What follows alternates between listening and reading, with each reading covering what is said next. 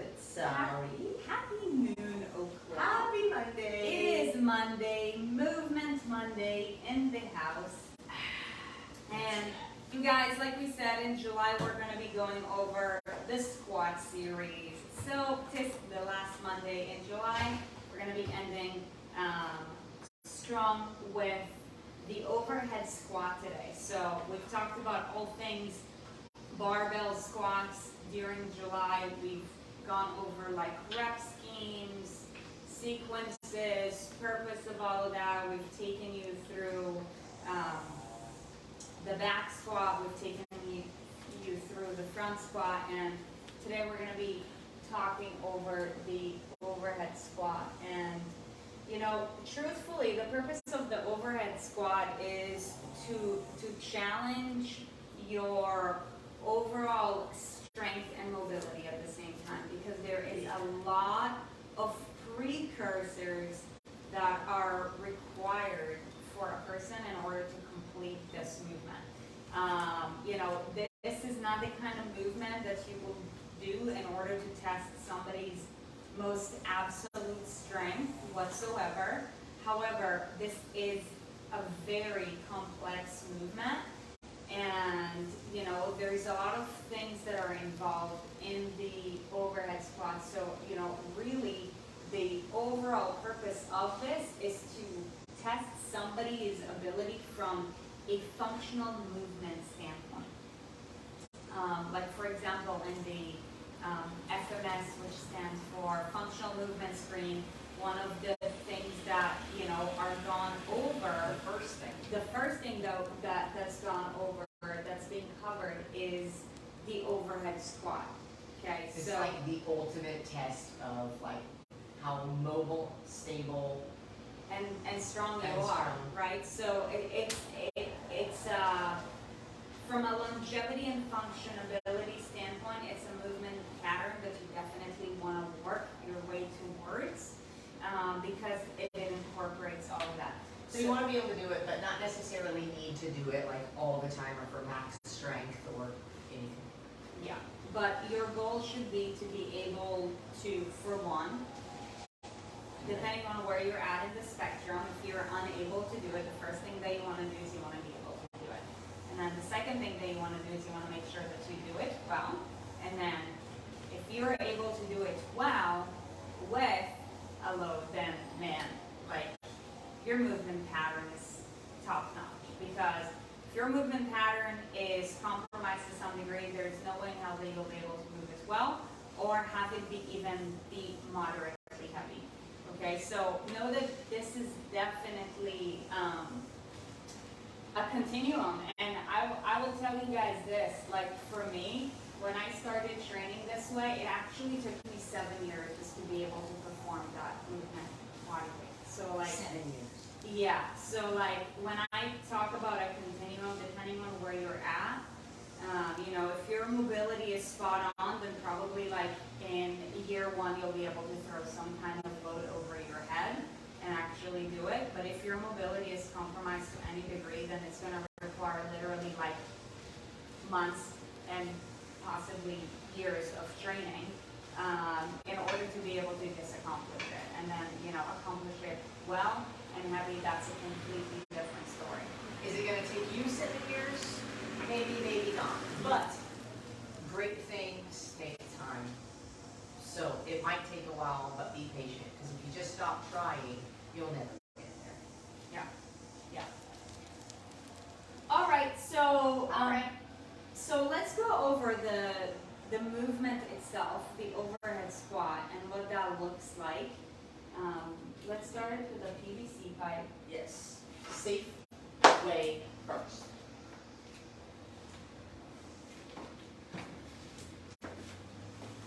So I guess while we're doing this, let's go over the precursors. Because how does somebody know that, oh, should I just go ahead and try? So the first thing that you want to do is you want to definitely try it without any weight. Like, since we're working with a squat, are you able to do a body weight squat? Hold on. Don't do it in flip-flops. Do it in shoes or no shoes. Don't do it in flip-flops. Yeah, so you want to be able to do... Remember the trick with that? You're so strong, you just can't force it. Oh, got it. Then it moves. Moves nice. She's at. Okay. All right. Squat. So what precursor are we looking for in the squat? We're looking for torsos upright. We're looking for the ability to get the hip crease below the knees. Yeah. So that's step one. Precursor number 2 is you want to be able to do it with your hands over your head.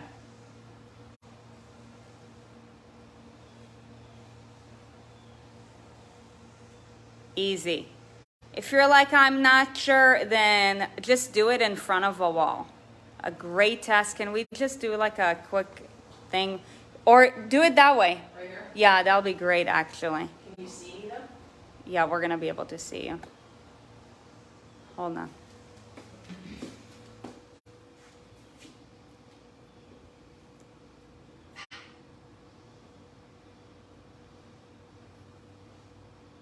So see how Erin's able to do it in front of a wall. So the goal is to see how close can you walk up to the wall and do it. The closer you are to the wall, the better your movement pattern is. So like right now, hold on, can you stay there? I'm gonna walk real quick.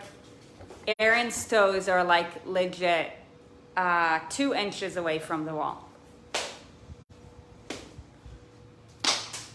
Which is amazing. Try it at home and let us know how far away from the wall you're able to do it. Try it at home and take a video. Here's the thing, if you're doing it like a foot away or something like that because you're leaning forward, what's gonna end up happening once you have a load over your head is it's gonna go forward and you're just not gonna be able to perform the movement.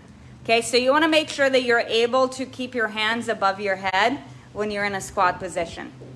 Okay, so the next one, okay, to mimic that is we're now adding an object that kind of looks like a barbell. It's got no weight.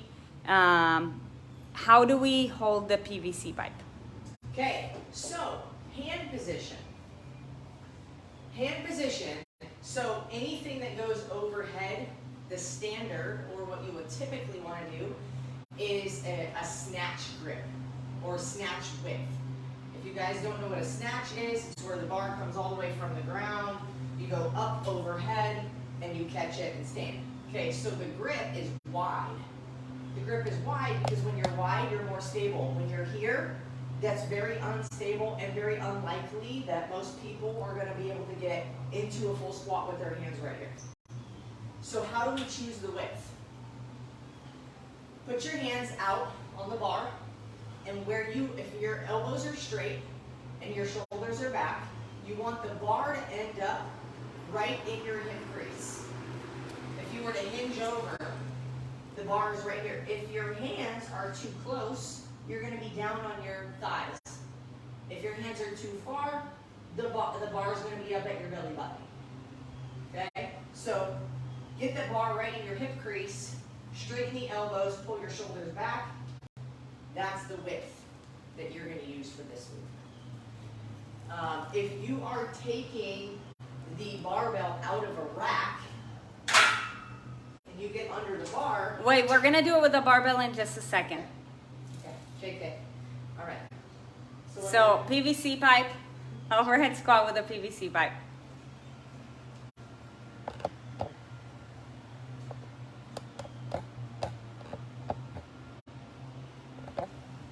So good. So Let's give it up for So Erin. you can see it's like the same, right? If I'm close to the wall, I've got to be able, right? If you don't have the core stability, you're going to fall backwards. If you don't have the shoulder mobility, your hands are going to go into the wall and you won't be able to squat. Shoulder or thoracic spine mobility. True. I Yeah. just poked myself in the eye. Yeah, yeah. Oh. Okay, so now let's do it with a barbell.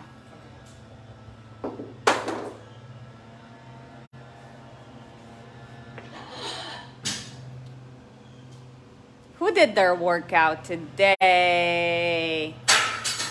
Okay, All right. I have barbell. You have barbell. I have barbell. Okay, so barbell.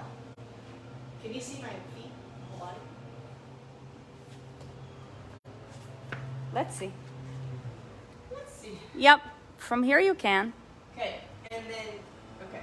So, with the barbell, your hands are probably going to be pretty wide and wide enough to where if you were to put this back into the rack with your hands wide, you're at risk for smashing your little piggy fingers, okay? So here's how we're going to unrack this. You're going to get under the bar like it's a normal back squat, okay? Then we're going to move our hands out, and then we have to do a push press from behind the neck, okay? So check this out. Boom, back squat stance. Couple steps back. Hands are going to go into your grip, and then you want to get your shoulders underneath your, or your elbows underneath your wrists as much as possible. If you go like this, and you try to push it upwards, you have no force. You've got to get, the force has to be straight underneath so that you can press up. If you're out here, you can't press up when your angle is this way, okay? Great. So now we're going to tuck the elbows underneath, we're going to dip, and we're going to push. Now we've got the weight overhead. That's like a project in itself. Yep. Then we squat.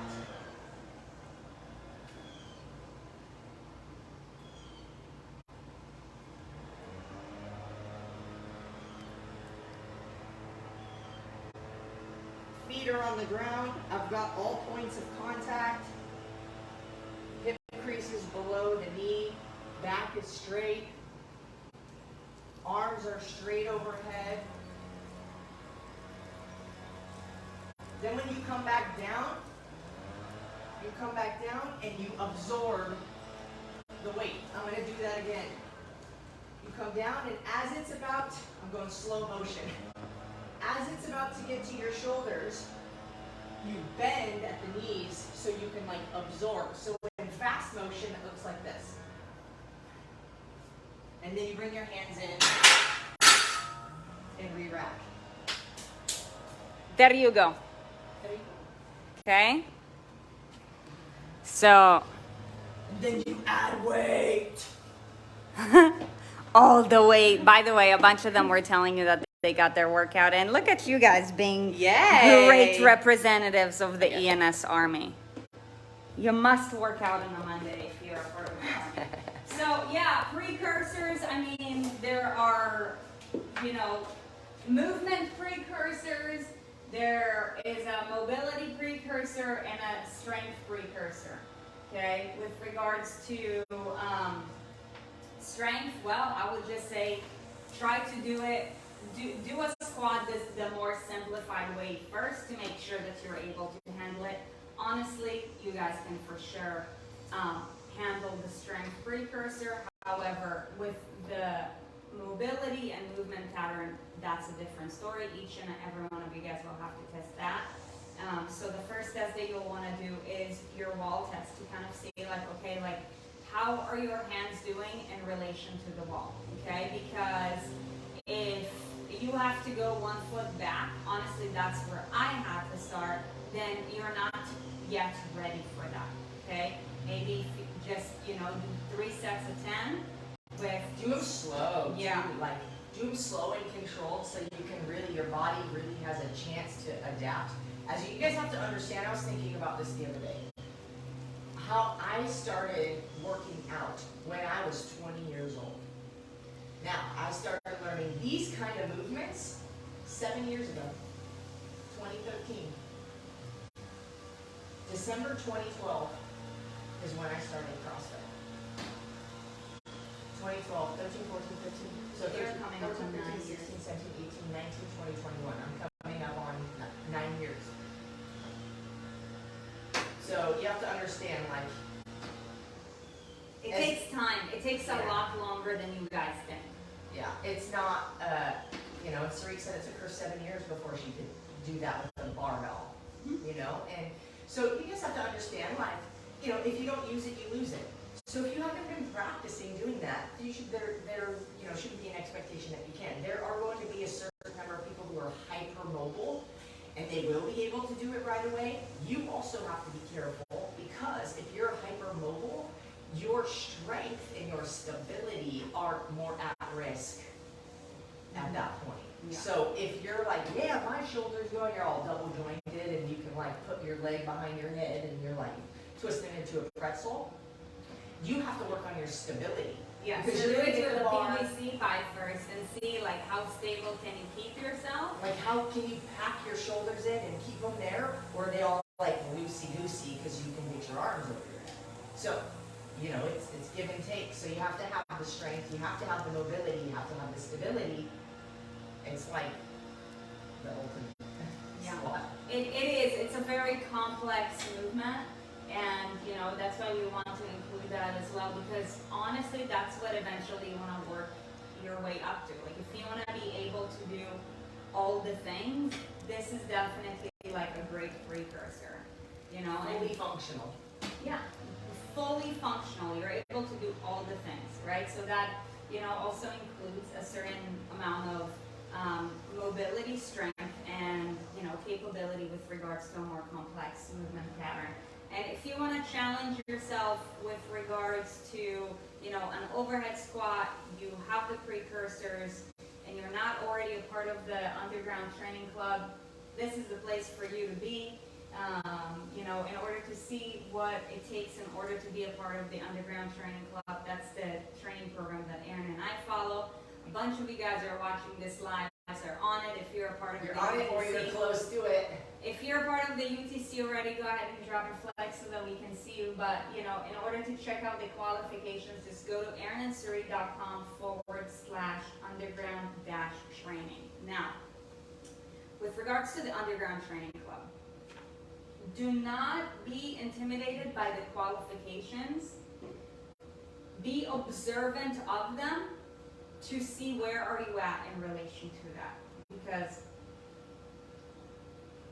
your qualifications from a strength standpoint, from an endurance standpoint, from body control, a body control standpoint, and also from just a training capability standpoint. Let's say if you've never done any of the burn zones and you're going like from being sedentary to I want to do underground training club, unless you've had that kind of training experience, chances are that you're not even going to be familiar with the movements. And we want to make sure that you can be familiar with the movements.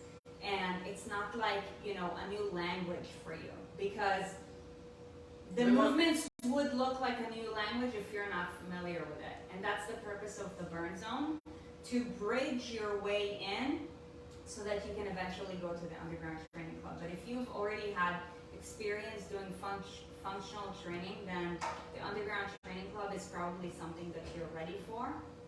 And we want you to feel challenged and inspired, not challenged and defeated all the time. Yes. So if you're not ready, you will feel challenged and you will feel constantly defeated. To feel defeated every once in a while is a thing because you're trying really hard. But we want you to feel challenged and inspired. And when you're ready, when you do this, you are challenged and you are inspired. Yeah. So, erinsarit.com/underground-training. Let's see who's watching us who's already in the UTC. Janice Coleman in the house. Burns just signed up yesterday. Whoop, whoop. Nice. Tanya Hall, get your ass over to the UTC ASAP. You too, Daniela.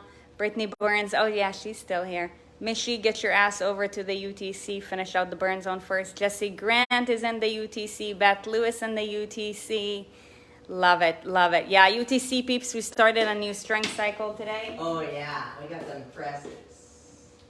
All right, you guys. But that being said, that does it for today. Overhead squats tomorrow. We'll see you live for Q&A day. So whichever questions you have between now and then, just go ahead and ask us all the questions with regards to all the things: movement, nutrition, weight loss, relationship. relationships, pure badassery, whatever you want it to be, we'll answer it. We'll see you guys tomorrow. Have a beautiful Monday.